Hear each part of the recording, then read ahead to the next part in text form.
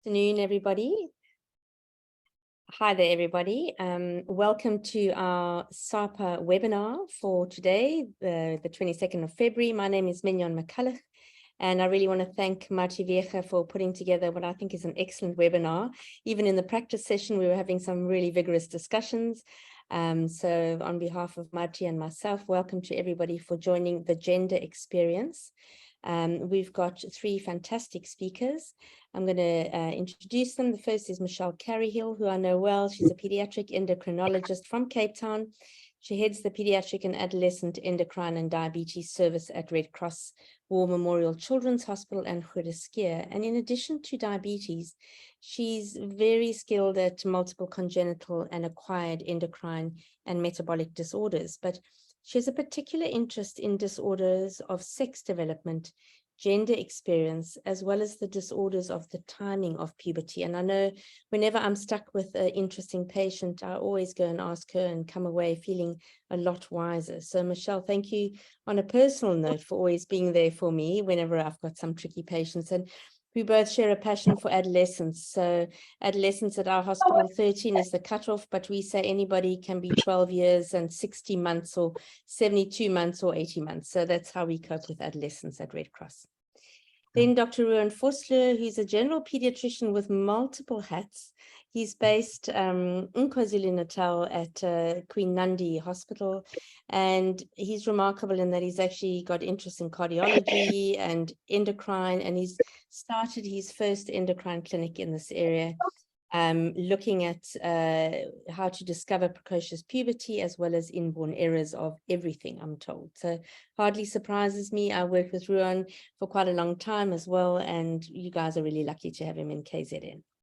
And then a new friend is Ronald Addinall, who's a clinical social worker, a sexologist and academic at UCT. He specialized in sex therapy and established the first ever sexual health clinic in a military health setting at 2 Mill Hospital. He is not just nationally, but internationally regarded as an expert in sex therapy and sexual health, particularly areas of transgender and gender diverse, gender affirming psychosocial healthcare, as well as diverse sexualities and communities. So a really great bunch of people, and we really look forward to a great afternoon. So I know I'm going to learn a lot, and I'm hoping that you are going to do the same. And so if I'm not mistaken, I think our first slides will be Ruan discussing a case from his clinic. So over to you, Ruan, and sit back and look forward to enjoying this. This will also be on YouTube. So if you don't get all of it, or if you've got friends who have sadly missed out on this experience, it will be available on YouTube as well. And pop your questions in the chat group, because we're trying to make this a very interactive session. So thank you very much, everybody, and over to you, Ruan. Thank you very much, Mignon, and thanks for those kind words. We've already been chatting away before this session. So essentially, we've prepared two cases. I'll start with the first case, which is a patient that I actually saw in our clinic here in KZN, or it's based on this patient.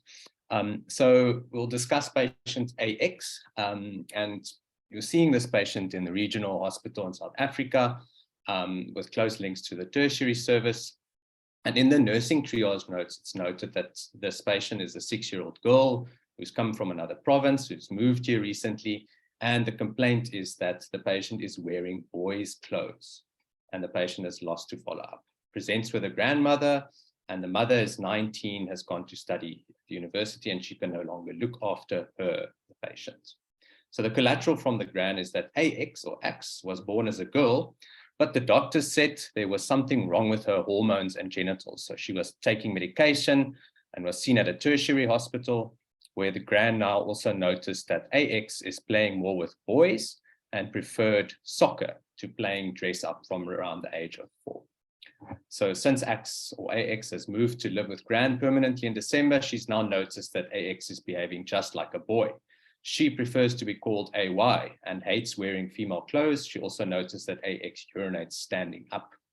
So when you look at the Road to Health card, you actually see the diagnosis that AX was diagnosed with 46XX congenital adrenal hyperplasia, with salt wasting and was a Prader stage 3, virilized at birth, and was assigned a female gender at birth, and was last seen age 4 with more a male gender alignment. Clinically, the patient is very virilized, it's got acne, deep voice, hyperpigmentation of skin and mucosa with no telarchy, pubic hair visible, stage 4, and axillary hair as well. And on the genital exam, you can see the child is very virilized with the Prader stage 5, virilized phallus with perineal urethral meatus and urogenital sinus. So this is a clear case of a DS, disorder of sex development, that actually brings up quite a few of the terms that we've been discussing prior to this webinar. So I'd like to stop there and actually start talking about some of the terms that we use when discussing sex, gender, sexuality, etc. So just to start, yeah, I think I've just put the slide. Ruan, so thank you for that kind of setting with a case study, because I think that is what we as pediatricians will see in a clinic. And I think with that, I want to ask you to take us through those common definitions, like you say, because I think for us as general pediatricians, it's quite difficult to sometimes use the correct words and the correct terms. So if you can take us through those gender definitions and to discuss the importance of why it's important for pediatricians to understand and to use the correct terminology, that would be great. Thanks, Marty. So I think just pausing there for a moment, it's interesting that in English you can distinguish these two, sex and gender, but in the clinic where I work, it's interesting that in Zulu there is no term really for sex and gender. So you have to kind of explain it very well for people to be able to understand it. So if we go through the definition, sex, the term sex is actually kind of depicts what is between your legs. So that will be your biological status, what you are assigned at birth, whether you are male, female, or indeterminate. And that's the true definition. It says that it's indicated by factors that include your chromosomes, genetics, hormones, and gonads, as well as anatomic factors such as internal reproductive organs, external genitalia. So other terms that people use to kind of distinguish sex is that it's the biologic sex or the assigned sex. And then we get to gender. So gender would be more a social kind of construct. So that is how we as society see you as the standard binary masculine or feminine. And so there's two kind of definitions that I've put up here in the slide, which shows that even this, World Health Organization really refers to this true kind of binary woman, man, girl, or boy, whereas Wikipedia actually gives a more inclusive kind of definition of gender. So it includes your social, psychological, cultural, behavioral aspects of being a man, a woman, or an other gender identity. And so it also acknowledges kind of societies with a third gender. So then we can get to kind of some of the other terms that we'll see in the literature. People talk about gender diverse or gender non-conforming. So that'll be, I've just popped up the American Academy of Pediatrics definition, but essentially talks about people that are not conforming to the traditional gender binary of being male or female. And so gender identity is what one is feeling, whether I'm a man, whether I'm a woman, whether I'm a boy, a girl, non-binary, or something in between. And then there's some other definitions that pop up. So gender expression is how you express yourself. The gender role is that actual role that you play in society. And then transgender is what we'll probably talk about a lot in this webinar, is when your gender diverse trait remains persistent, consistent, and insistent over time. And then there's also terms that have come up like gender fluid, where your gender identities varies. And then gender queer. And I kind of grew up in a period when queer actually sounded like a pejorative term, but that term has now become the standard kind of term. And that's the accepted term that people are using, is gender queer. Someone that is not that does not conform to the traditional gender that we accept in society. So kind of those are kind of a big list of definitions that I've mentioned. I don't know if we can go through maybe some of the backgrounds of how we actually determine what actually determines sex. Yeah, I think it would be great if you can tell us like what influence an individual in the early years and in adolescent, what influence those like psychosexual development. I think that would be great if you can take us through some of those things. Yeah. So Michelle, you can also pop in if I if I get any of this wrong. So I think there's quite a lot of theories when it comes to what determines your sex, gender, and your gender identity. And I think the consensus is it's all theories, none is really proven. We do know that the things that really determine your sex is the genetics, hormone, and the anatomy. That is what you are assigned at birth, that is your kind of biological sex. Whereas what determines gender is much broader. This is affected by culture, by society, or development.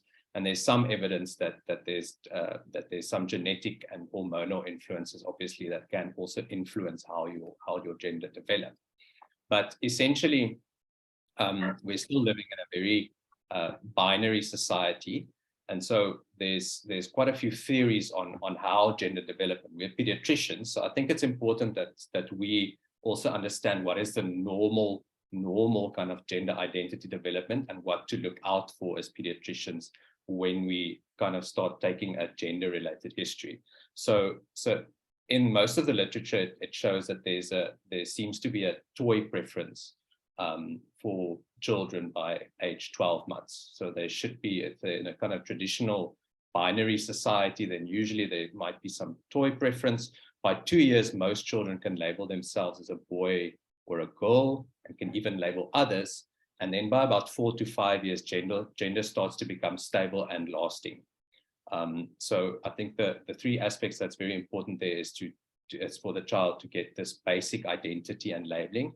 So knowing what my sex is, knowing what someone else's sex is, and that this is stable. So if I put a dress on, or if I put pants on, that's not going to change. And that this will then be consistent throughout different kind of activities. So I think that's important for pediatricians to understand where the normal development is, and so that it can guide us into taking a better gender type of history. Sure. Well, that happens actually quite early. So and now if we do look at that case, and maybe I can also ask Michelle for you and Ron as well. So if we look at that case, how can we support a patient through like this gender experience, specifically for these patients with DSDs, but also for other patients that are struggling with or take them through their gender experience? So Michelle, I don't know if you and Ruan wants to take us through that.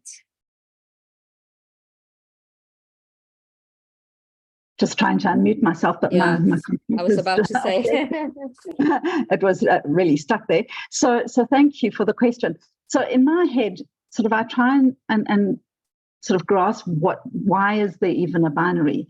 And biologically, the binary is there for reproduction, honestly. And that's the reason why we have an X chromosome and a Y chromosome, and this genetic determination for our bipotential gonads to become either testes or ovaries, and to eventually develop into an adult who can reproduce going forwards. And that biology, while determined to be binary, sometimes has differences that come up, whether it's at a genetic level, whether it's a translation to forming a gonad that's a typical gonad, whether it's a hormone production and a sensitivity or a listening to the hormone, or a conversion of your hormone to an active, peripherally active form of hormone. And differences can happen all along that pathway. Sometimes those differences are significant in how we appreciate the external body. Sometimes it's not visible. Sometimes it's not significant in any way, shape, or form, and the person goes through their life without even knowing they might have such a difference. And some of them are different in how the person eventually evolves, develops, and shows who they are as a person. So coming to this instance, this child that Ruan met in the clinic, and perhaps that slide that we were going to talk to just now, Ruan, you could put that up, where it looks, when we are looking at a child as an endocrinologist being referred a child who is born with a difference in their sex development, our guidance is we have to first find out if there's any medical crisis happening. And that's where the urgency is, just to make sure they're safe from a process where they're not going to go into shock from salt wasting, and where they can pass what they need to pass. They can pass urine and they can pass stools. That's the medical crisis. And the rest is a social and emotional and counseling role that we have to play. And our role then is to provide the family with guidance in a gender of rearing that we think is going to be the best fit for this individual. And how do we decide that? Well, we look at several things, from known conditions, for example, 5-alpha reductase deficiency, where this individual is born with a complement of a sex profile, that a karyotype that predicts them to become males, that the gonad becomes a testis, and they make testosterone, and they have all the internal and brain exposure to testosterone. The final step of converting the testosterone to dihydrotestosterone and the external virilization that comes with that, that's where there's a genetic mutation and your external virilization doesn't happen as thoroughly. Now, almost universally, those individuals are really comfortable being boy, and their gender experience is almost always boy. And so when we see a child, for example, who we think has that condition, we would guide the family, explain this all to them, even though they might have slightly more, or often quite more feminine experience externally, that they're going to be happier as a boy. And so that's the kind of thing we'll do, is we'll go through the diagnosis and explain. So in children with congenital adrenal hyperplasia, as in Ruan's case, the anatomy internally is that of a girl. The genetic was for a girl, and the gonad became an ovary. But the adrenal gland has a block in converting your 17-hydroxyprogesterone down the cortisol pathway. And because of the precursor buildup, it shunts towards androgens. And those androgens are getting higher and higher and higher while the baby is in the womb growing. And the brain exposure to those androgens is in utero. And when the baby is born, there is an atypical genital experience. You can see that they look different externally. And for us to guide these children on what gender to raise them is challenging at times. We know that there's fertility there potentially for this individual to give birth, to conceive and to give birth. We know that there's an ovary there, as I said. And quite often, the guidance is to raise these individuals as girls. They've got the fertility of a girl, and often they're comfortable being girls, but they may take on gender roles that are more in keeping with a masculine role, so the classic tomboy in the old terms, and their gender orientation may be that they are more attracted to having romantic relationships with women, but they're still comfortable being girls. And so generally, a child like this, we'll go through all of that with the family, and we'll guide them into raising the individual as a girl, but being mindful and open that the brain has had androgen exposure, and then that might convert in this individual to being more comfortable with the role, the identity of being a boy. And because of that, we obviously keep things open, and we wouldn't do any permanent, for example, surgery to modify this child's anatomy, because we'd rather wait until that child themselves let us know who they are. And in instances where CAH individuals, if the family have been not comfortable with what we've advised them, and particularly if they don't then give the hormone treatment, the cortisol replacement to suppress the androgens and to make them safe, the ongoing virilization of that adrenal output of androgens right through infancy and childhood will cause this clinical picture too, with increased virilization going through childhood, tall stature when they're young, and then their epiphyses fuse early, acne, and signs of ongoing virilization. And so there's a lot of other counselling that's going to happen, because this is going to be a short individual going forwards, and they're going to have other issues to deal with as well. Yeah, sorry, I went on a monologue there. No, thank you. So perhaps I can ask there, why don't we just then raise them, we rear them in a agender or a non-binary from the start? Okay. Well, I'll tick off with my one-liner, and then I'm going to ask Ron to kick on that, because I like the way he used terminology. So we don't, because our general guidance is that it is more comfortable in our society to provide a guidance one way or another. But I'm going to get Ron to take over, because he's got much better language to describe that. Thanks, Michelle, and my ego thanks you too.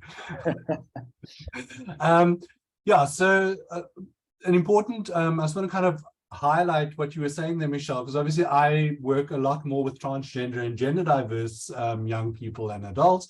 And so these are more often persons that haven't had the the disorders of sex development, but also in their gender identity come to a realization that their gender identity does not align with their sex assigned at birth.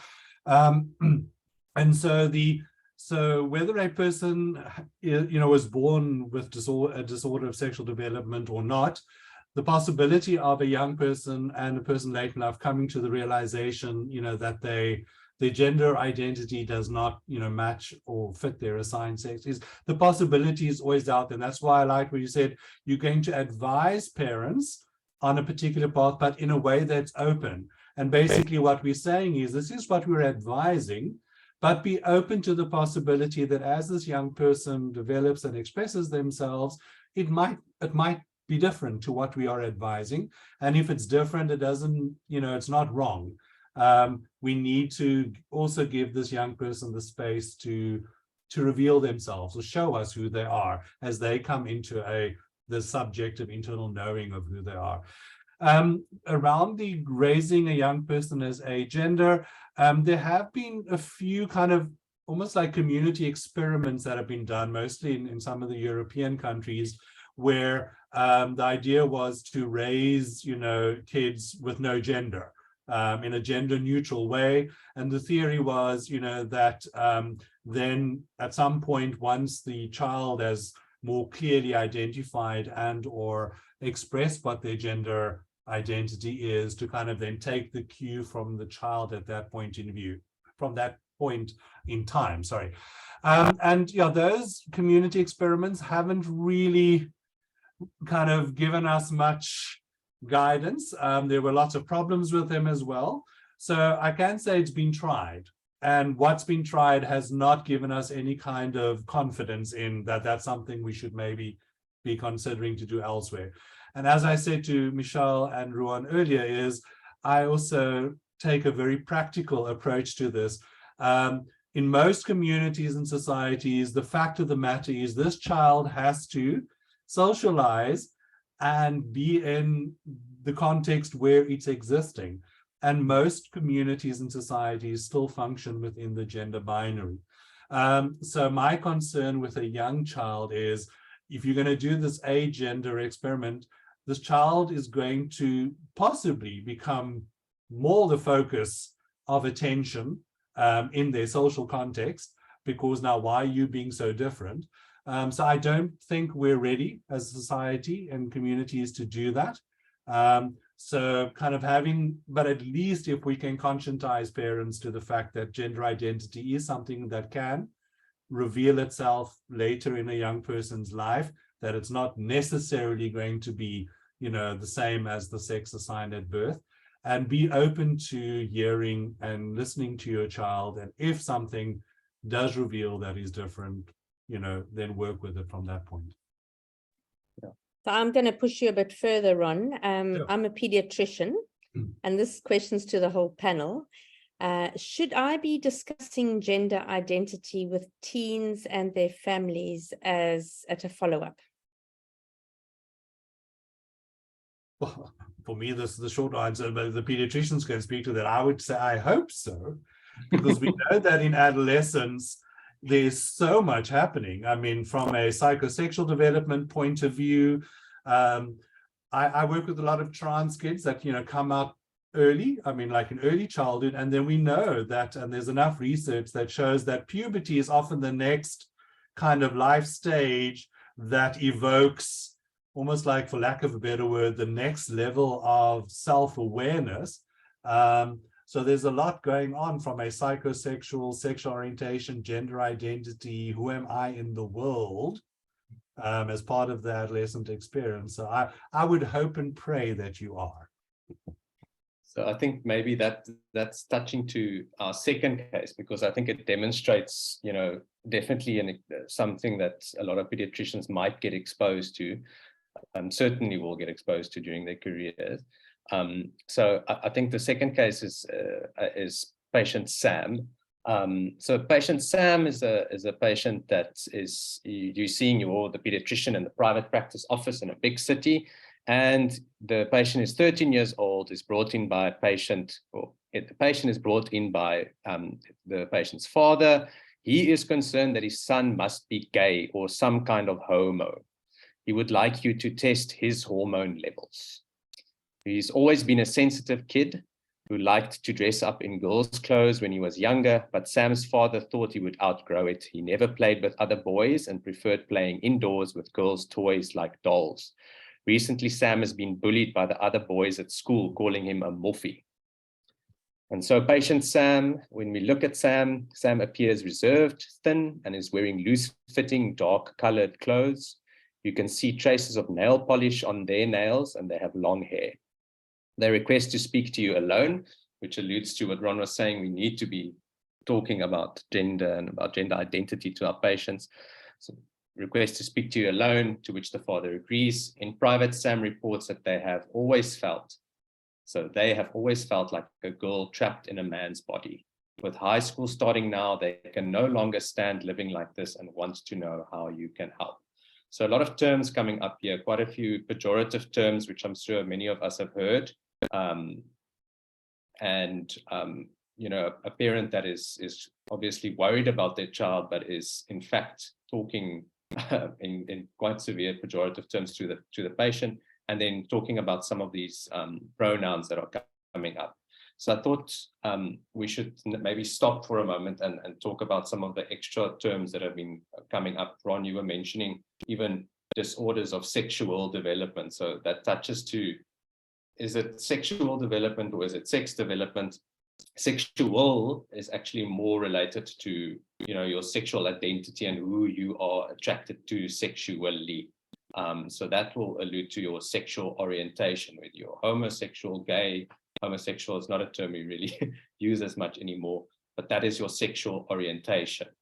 And so queer and genderqueer is also, we've mentioned that earlier on, that is kind of a blanket term that you can use to address any person that does not fit into the so-called heteronormative terminology. And then there's some other more kind of difficult to explain terms that are available for us to really start talking about sexuality. So I think this, to jump onto what Mignon was, what Ron was saying is what can we do as pediatricians to kind of, especially in cases like this, to be open, to make ourselves more kind of open to discussing gender, to discussing sexuality with our patients. I don't know if you have any advice for us, Michelle or Ron. Okay, well, firstly, starting out, I think, okay. I'm mute again. Can you hear me? Yeah. No, can hear you well. Okay, good, yeah. So I'm finding the rainbow flag is becoming more and more colorful. We were talking beforehand, is this a new colorful, or has it always been a colorful world? And it's just that the colors are now being able to be shown more brightly. And I suspect it's that we've always had colors in our world, but we've moved from a monochrome camera to now a camera where the pixels are so much brighter and clearer. And And fortunately, in my opinion, it's the opportunity that people can come and speak to us about this. And we feel privileged as carers to be given the trust of someone coming and telling you their experience and asking for assistance in how to negotiate that experience, how to negotiate it with their family, how to negotiate it with their society, how to negotiate it internally and with themselves. Finding a language to explain that, I think, is helpful, but it doesn't have to be labeling. It's more so that for themselves, they've got a language they can use to assist other people in understanding them.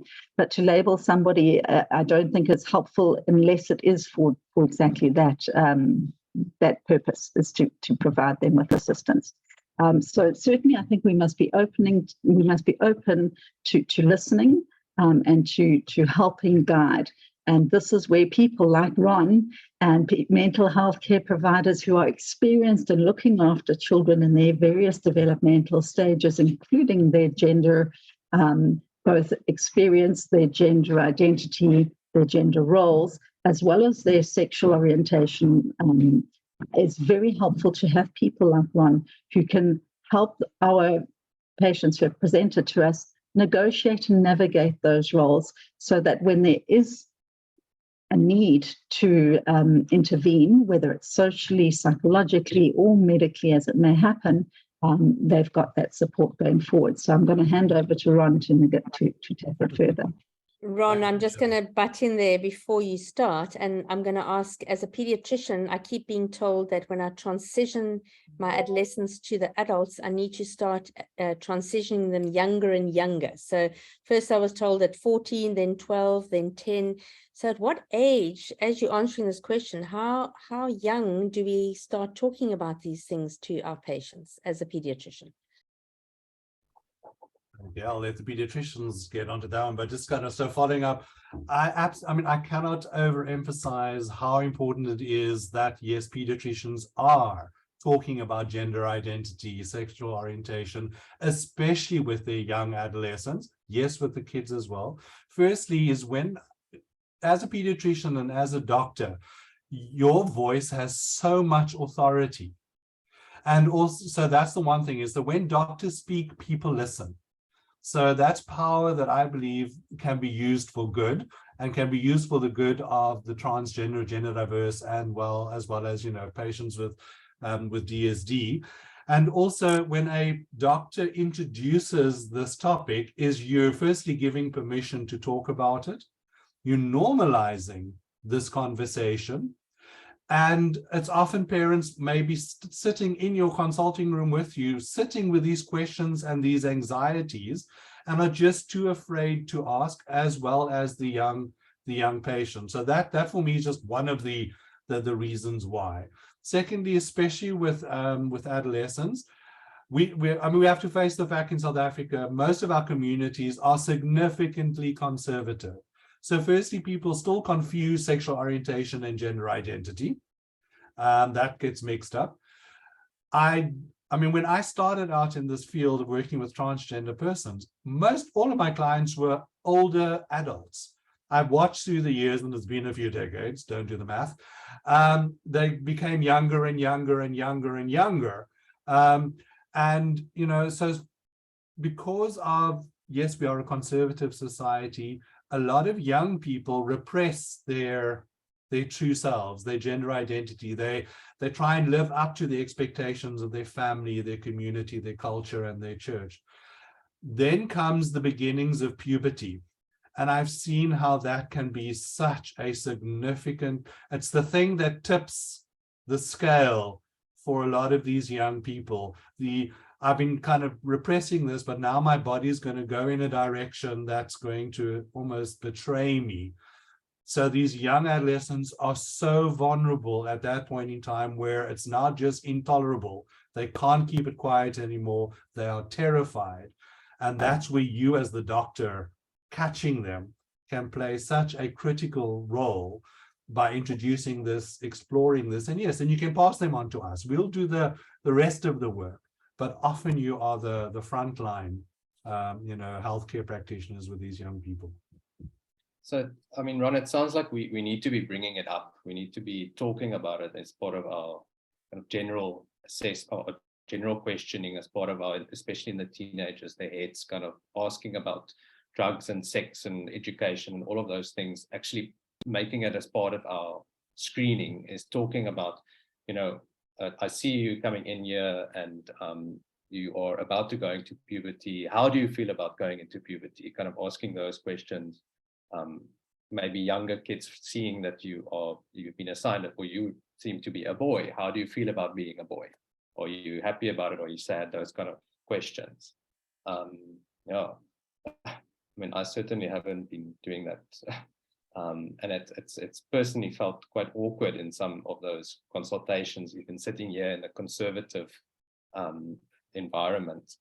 You know, apart from the first case where it was a bit easier because you were triggered by kind of pathology to talk about it. It's not something I generally ask. Yeah, I'm going to chime in there. I don't think we necessarily need to do that. Are you called a boy? Are you happy being a boy? I think the questions need to be there. You're growing and you're developing. How's that going with you? And the girls, we've noticed that there's some changes happening, and it gives the child, young person, the opportunity to ask questions. Some girls are terrified; they've never had menstruation explained to them. It's a much more generalist approach to sex, sexual health, sexual experience, and then it gives the foot in the door to be able to then talk about their gender and their gender experience and their gender identity if there is a question or if there's a doubt. And sometimes it's not the first or the second or the third time you bring this up that they will then feel comfortable bringing that to the table. And as they're aging, when they're 12, 13, having the 5 minutes alone with these people, sometimes that's the foot in the door. But you've already said the word penis, or you've already said the word breasts, and you've already said the word puberty or periods or something like that. And the person's now getting more comfortable that you're talking about this in a non-judgmental way, in a non-giggly or embarrassed way. It's just a matter of fact, just like you would be talking about their ear infection or their fungal infection of their toenail. You're just talking about them as a person and their health. And the fact that their sexual health is part of who they are in total. It then gives the opportunity for us to talk about family planning if that's needed, about sexually transmitted infections if that's needed. The gender experience comes with that as well. And I think we should just be open to the conversation. Let that door be open so that can be brought up. Michelle, I'm going to one day ask you to write Michelle's little book, Black Book of Pearls, because you always come up with such lovely intros for the most awkward conversations right across the board, even to drinking diabetics, who want to drink alcohol. So I must say thank you very much. You really do come up with some lovely expressions. Michelle, I want to ask you, so if you now identify this patient with gender dysphoria, where do you start as a pediatrician with kind of the gender affirming care, and what investigations should you do? When do you refer, and just where do you start when you're a general pediatrician and you identify this patient? You've asked the right questions and now they've opened up to you. Where do you then start? Okay, so firstly, I'm usually at the other end of the spectrum where I'm getting a phone call or an email from a pediatrician who's now approaching me as the person who works in the gender clinic. So I'll kind of give you the feedback I would give to the general pediatrician. So firstly, just a bit of terminology again. This gender dysphoria is a little bit of an old terminology because it's implying that there's always a dysphoria, an unhappiness, if you want to translate it. And I think we should be moving on to the new terminology, which is gender incongruence. In other words, the person is experiencing a non-congruence, an incongruence between what they've been labeled and what they're feeling. So if I get a phone call or an email from a pediatrician or general practitioner who says, I've got this family who've come, or this child whispered in my ear as they were walking out the door that I've got this issue, my first point of call is to ask the family as a whole, along with the individual, to go and speak with someone who has got the mental health care experience. I just find that opening that conversation with somebody like Ron, who's got that experience, they have the framework to support the family negotiating this. There's so much that comes out. There's grief of the loss of their normal little boy or their normal, in inverted commas, little girl.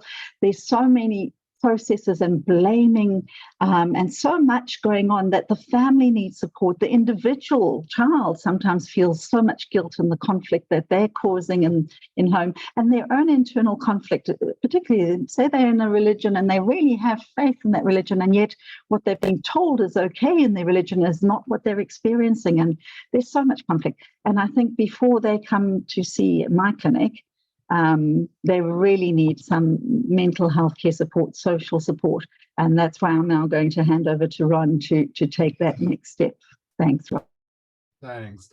Yeah, so when it comes to the gender-affirming healthcare kind of spectrum, there's the psychosocial gender-affirming healthcare, and then there's, the medical, gender-affirming healthcare. And the ideal, as it is with many scenarios, is that we definitely do take a multidisciplinary approach when it comes to, especially, your gender affirming, your transgender or gender diverse young person, be it a child or an adolescent. And absolutely, the child and the family is often in need of support.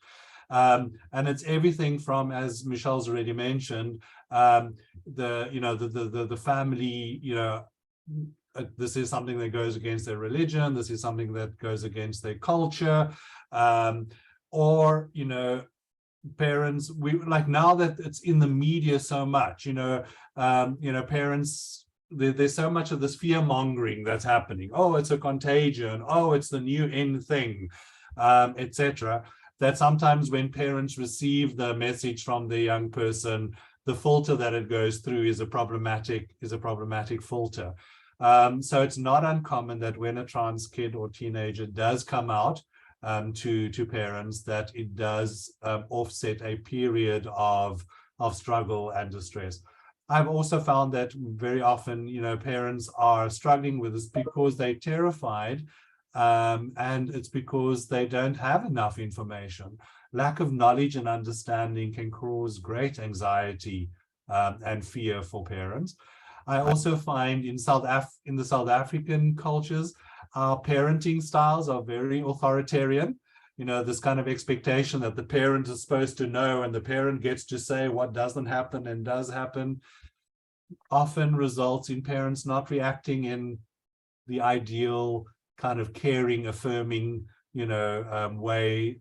So we often then will step in and offer support so I'll often, for example, have sessions with the parents together, with the parents individually. In many of our communities, we have extended family involved as well, and I'll be meeting with parents and with grandparents and the older siblings and the uncle and the aunt that's also part of the family and the young person, because ideally, and there's so much of the outcome research that has shown that a young person who is supported does far better on their journey, because unfortunately the statistics show the high level of depression and anxiety and suicide risk, especially amongst transgender and gender diverse adolescents, is significantly higher than the general population.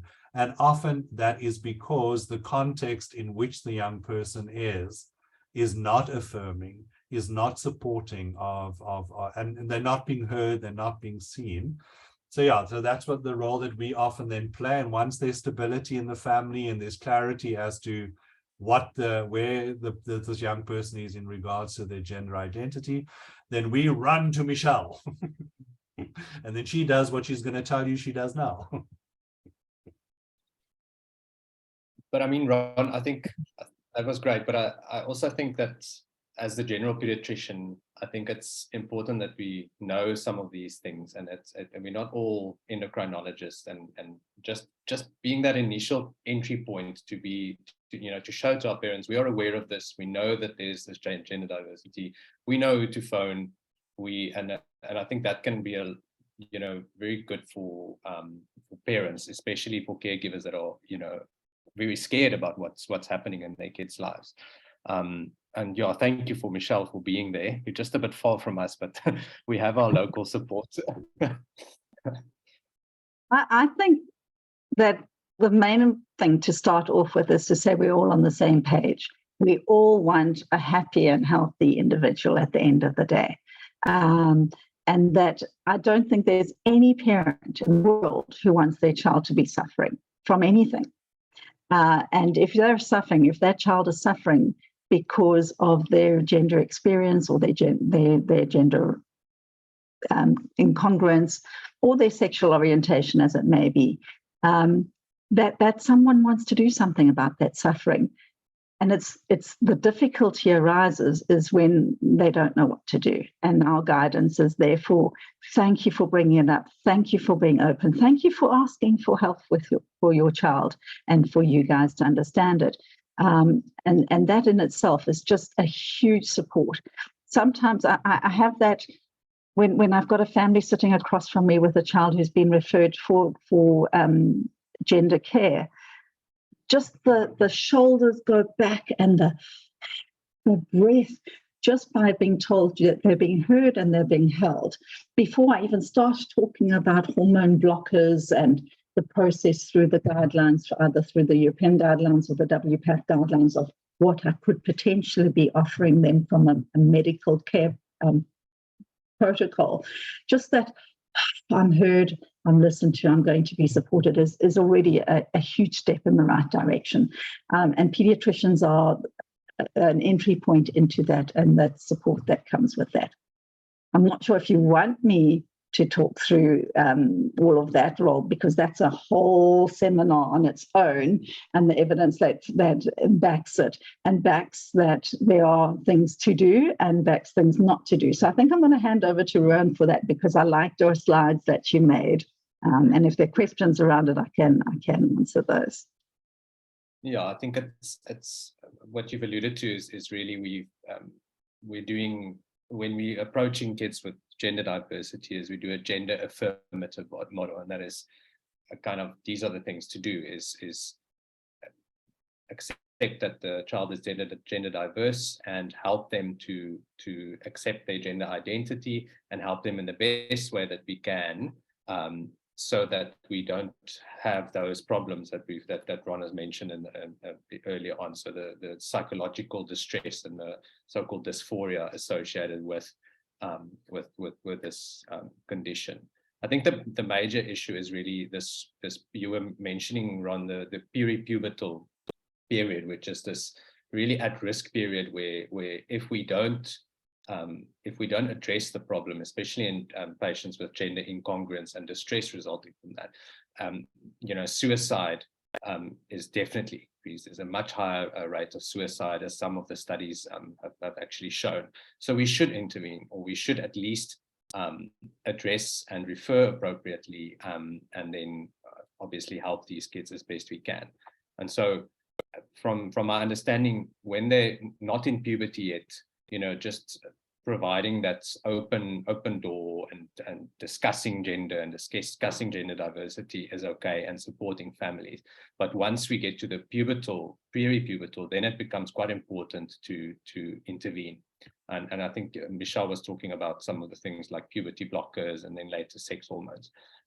What not to do is some older things like, Ron, I don't know if you know what reparative psychotherapy is, and that is essentially where you're changing the patient, changing the person into what you want the person to be.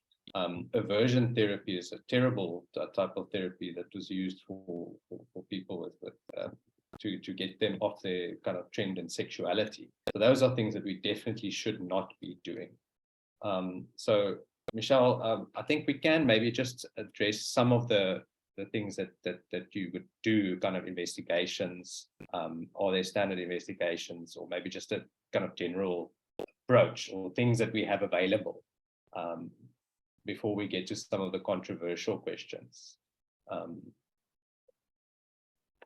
Yeah, so by the time someone gets referred to our gender clinic, they have obviously presented with wanting help. And they've had mental health care providers assisting them and their families, and they're coming to us now, opening the door asking for medical assistance. And the discussions, and it's really an informed consent process and it's an ongoing informed consent process. It's not like the first time you come to the clinic, you get told all of this information and that's it. It's an ongoing, as the patient themselves is going through the experience, as our knowledge is evolving, and as the patient themselves are evolving in their care. So the beginning conversation is they've started puberty. That puberty itself has exposed or highlighted or emphasized or enforced or reaffirmed that they are not comfortable with the sex assigned at birth, and that they want their experience to be medically aligned. So the first thing we can do is we can offer them a period of alleviation of their own hormones that they were born with and that are now becoming exposed during puberty. And we can suppress their puberty and we can suppress the effects of their puberty.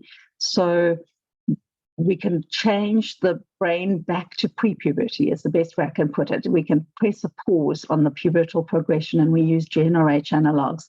And our historic experience with GnRH analogs comes from precocious puberty. And I mentioned the timing of puberty is one of my interests. So we have a long history of using pausing agents in children who have gone into puberty earlier than expected for several reasons, to pause them until a more appropriate biochemically, psychologically, and developmental stage in their life.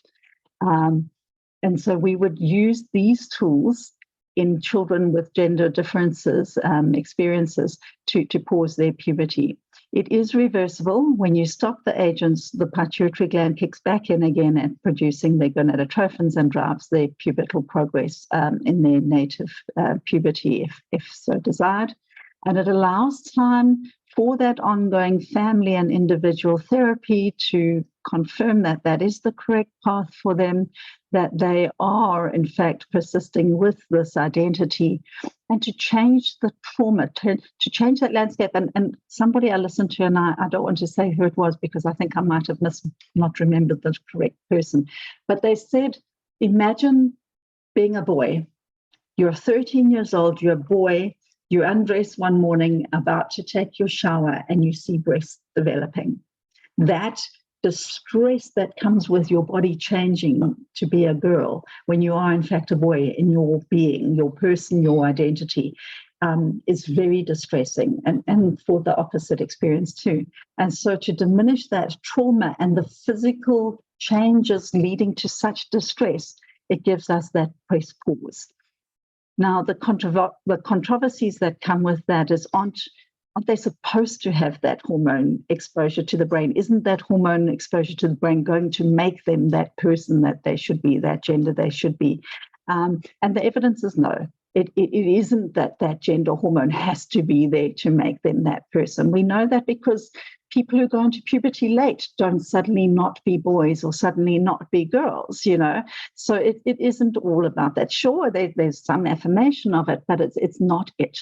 And so certainly we don't think that's necessary. Some of our maturation processes come with the sex hormone exposure, but it's not essential to your identity. So there's that role. The second thing is, what about the harm we're going to cause? What about the bones is the one argument. Well, actually, we do need sex hormones for our bones, but we need to be alive. And if we're not alive because we've taken ourselves off this planet, healthy bones when you're 40 are immaterial. So a short-term hold off on sex hormones is not going to be the worst case scenario. So any mitigation of the effects of the blockers, the side effects of the blockers, which is now a period of not having sex hormones, I think is far outweighed by the benefit of affording them that time of working through and processing. And of course, we're not going to go on indefinitely with blockers without having sex hormone exposure, either the cross hormone exposure that this individual now needs to affirm physically the gender of their experience, or whether they've decided, actually, maybe I am attracted to the same sex, and that's what it is. It's my sexual orientation. It's not my identity, and I can go back to my natal puberty, and we can release this blockade, and I can go forwards. So that puberty blockers, I'm really, every time I come home from a gender clinic, I've worked through with the team about whether we're doing the right thing for this individual. The one thing I'm always comfortable with is my blocking plan. I really don't have a distress when it comes to blocking. Okay. I don't know if there are any questions on that. Michelle, do we have to continue the puberty blockers once we've started sex hormone, the kind of more irreversible parts of gender affirmative care? Okay, so this is a very individualized pathway, and it should be done in a discussion team. Firstly, it's expensive, and so it also is budget and resource dependent. Secondly, it depends on what the individual is needing. If they are extremely distressed about having periods, it's going to take some time for their testosterone to cause their own feedback loop and suppress their periods. And so we can then decide whether blocking with a GnRH analog, which is an expensive way to go, is the correct way, or perhaps could we use a more affordable depo-progesterone to suppress the periods while the testosterone is being built up. But that's not going to stop breast development, for example. And if breast development is one of the big issues for them, then we want to carry on with the puberty blockers with the GnRH analog until such time that the testosterone level is built up and it will suppress their own cycle, and then we can stop the GnRH analog. So it's very individualized according to what that individual person needs. So I have, my clinic, you very rarely find exactly the same pathway per individual, because individuals are that, they're individuals. And so there isn't an absolute answer to that question. Thanks. Thank you. It reminds me of go for it, Ruan. No, go for it. It just reminds me of the first case that we discussed, patient AY. Where now, because the patient was obviously precocious puberty, now we're actually at risk of central puberty in that patient who is now identifying as a male. And so in that case, we had to also start puberty blockers to kind of prevent this patient now from developing breasts, which can be very distressing for the patient. And, If I can jump in there quickly, and just to say that while this is happening, often with the young person, I think a larger number of these young persons have often come out in early childhood, and all of us here that work in this field follow international standards of care, and I know that's a question coming up later, so I won't go into it. But just so besides that, besides supporting the family, we're obviously working with the trans and gender diverse young person. And so in early childhood, the only recommendation is if the child is assessed and found to meet the criteria of really being a trans or gender diverse child, is we do a supported social transition, where we literally give this young person the opportunity to live and express themselves uninhibitedly in the gender that they are saying they experience themselves to be, and we observe. And then we often find these children do very well, very quickly once they're being seen, heard, and affirmed. But the point being is nothing irreversible is being done. We're allowing this young person to say, okay, you feel this, be it. And we often start slowly. We'll start with, like, for a few weekends just with the family, then with the extended family. But yes, and this is work that I do a lot, is then we will go to the school and negotiate the social transition of the learner at the school. So they then go to school as the boy or the girl that they experience themselves to be. I will say it's more and more challenging now that the non-binary young people are coming out. So I'm navigating that with the schools, but it's always shifting. But I think the important message I want to get here is that as with the medical gender affirming support, there is the psychosocial support happening concurrently. So often then if the adolescent has for the first time come out close to puberty, again, they're also seeing someone like myself, reconfirming that, the gender identity. And as Michelle has said, essentially what the puberty blocker does, it buys more time. And it buys time for us to say, show us who you are. We're letting you be who you are. Live and express yourself. And as you said, if at any point in time, the young person, and let's say the young person was assigned female at birth and identifies as male, and now has been living as male, with puberty pausing, and at 14, 15, they come to now realize, well, actually there's aspects of the feminine that now that I'm not being blocked from this aspect of who I am, I can look at that again. And then we've had people come out as non-binary.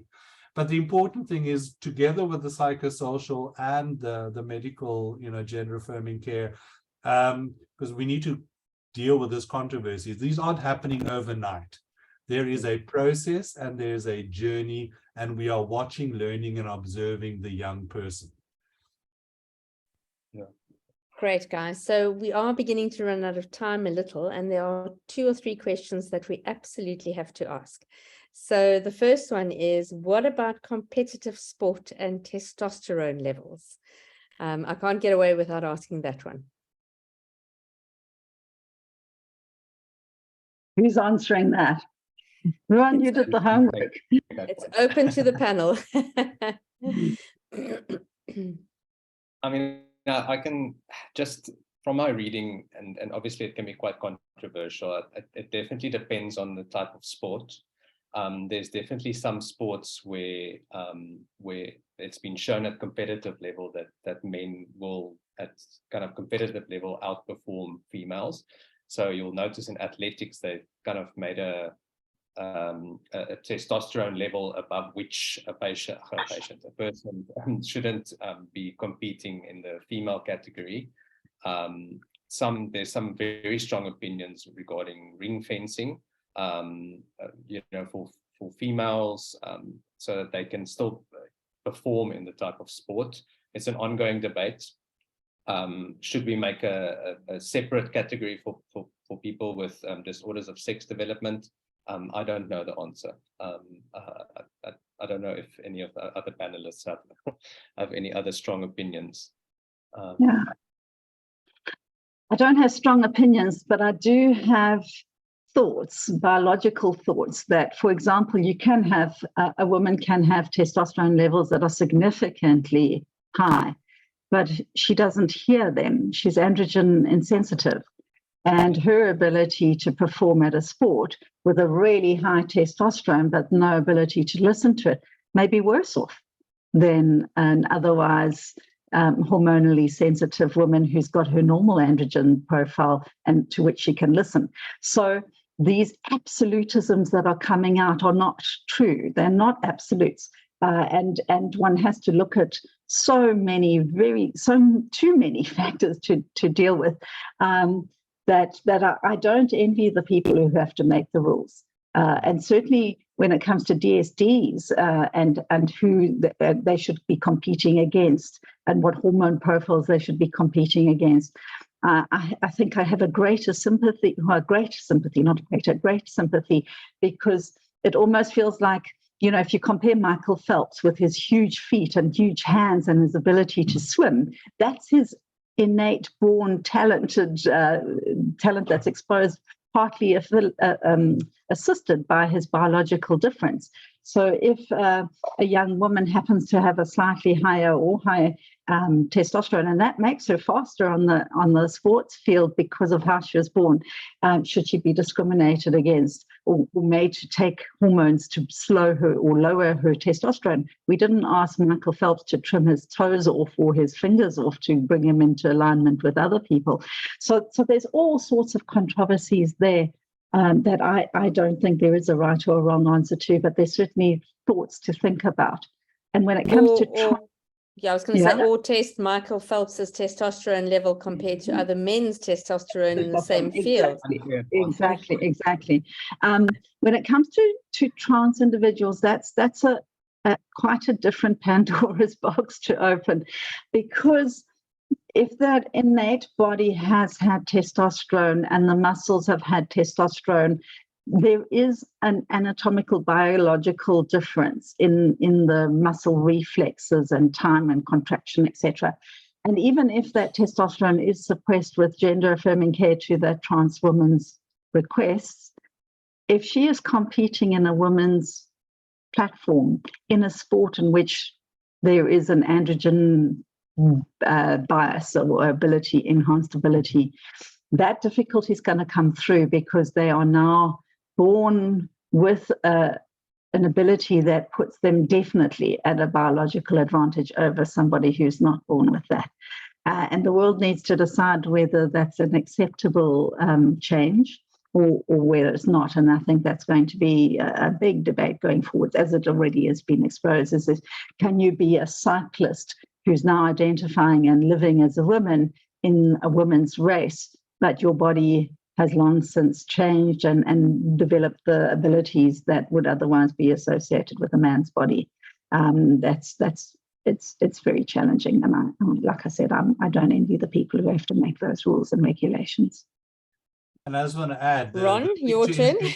Well, the pictures is getting more complicated. This is outside of my expertise, but now internationally, now that we're having more and more young trans persons going on the blockers, because if you have a trans woman who's, say, 25 years old, and she never went on blockers, and she transitioned, say, when she was 18, 19, and then by taking female, hormones, versus a young person who never went through the puberty, who had the blockers, and then, went on to the hormones of their gender identity, that's actually going to make the picture even more complicated, because then, those are two trans women that are 25 years old, but their pictures are also variant and different. So, who gets to decide where the parameters are?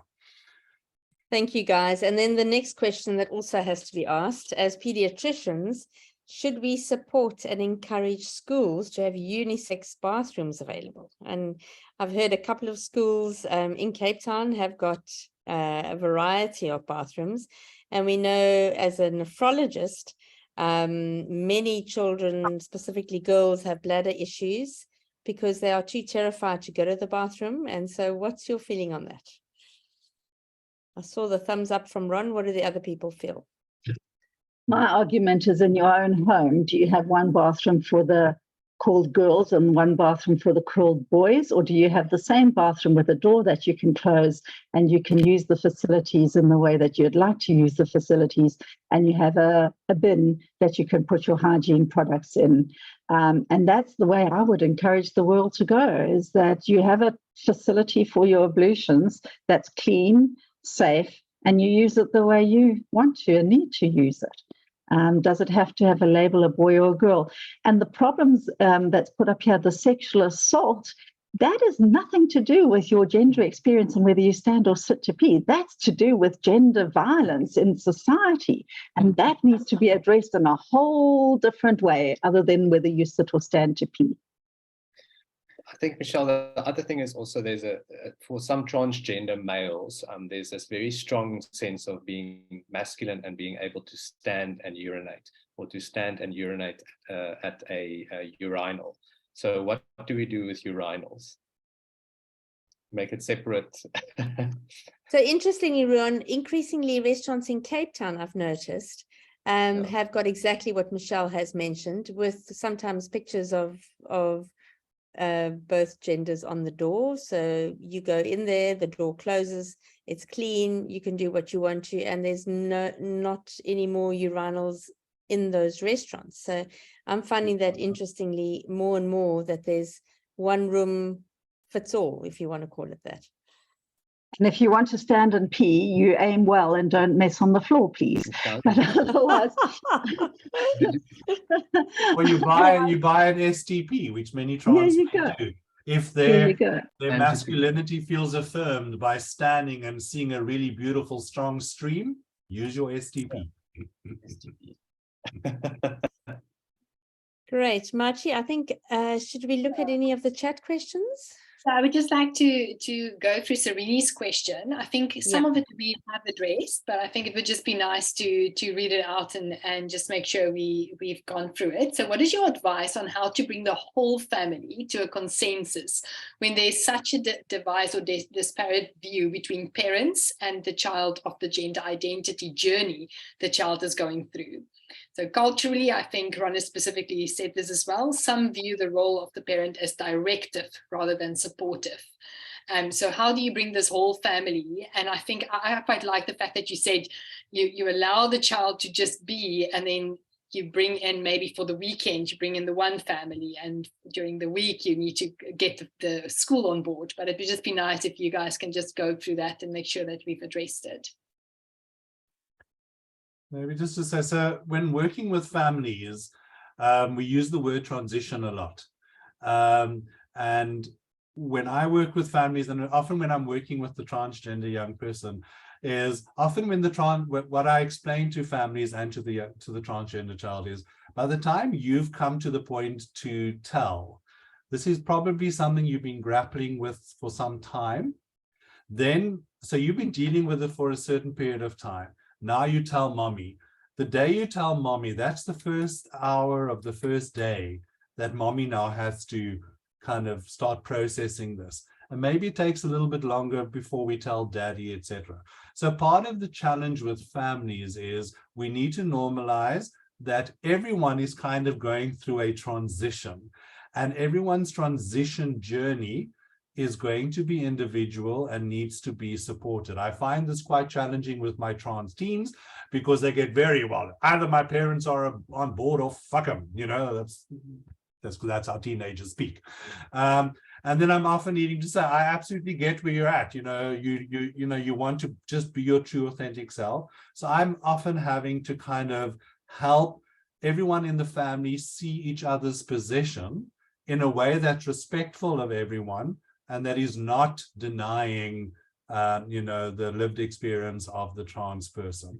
And then once they kind of like start seeing each other as every individual is kind of going through a process, I found that quite helpful. That's great. Thank you so much. I don't know if Ruan or Michelle wants to add anything on that. Yeah, just that sometimes the difficulty from my side is they want change, and they want change yesterday. And so, like, where's my hormones? I want my hormones, and I want them now, and I want them in big doses, and I want this deep voice now, or I want these boobs now. And it's a slow and tempered, just like I say, puberty natally doesn't happen overnight. We all have to grow and develop in our body changes. And you are now growing and developing in who you are, but we do have to do it in a tempered way. And part of that is who you are in your society and who you are in your family. And then we have guidance on how to bring on board your body too, and how we do a hormonal transition as well. And I very carefully go through the guidance and why the guidance is the way that it is. And I think, Michelle, that's very wise, as you always are. I was recently in the UK and joined a meeting where a lot of the centres, like Tavistock Centre, which previously dealt with this kind of thing, have said, let's just slow down a bit and just go at a slightly slower pace, and just give young people time to just think and just take these things on board, and their families as well. So I know teenagers want change by yesterday, but I think there's a fine balance between too fast and too slow. Can I just quickly put a word on there with that, Tavistock, because the media has done a real bias when it comes to the reporting on that. They say the government and the law said stop. And actually, it's not like that. They said stop one place because of the waiting list and that sort of uniform processing. And actually, they've not stopped. They've opened it so that we have more facilities and abilities and a shorter waiting list to have people assisted in their care. And it's to decentralize it and to stop a monopoly, if you were, for providing healthcare. They're wanting the healthcare to start in the general field and then being brought to the centres, plural, where these individuals can get their care. And that goes right back to the concept of having pediatricians understand all of this, which is exactly what this webinar is all about.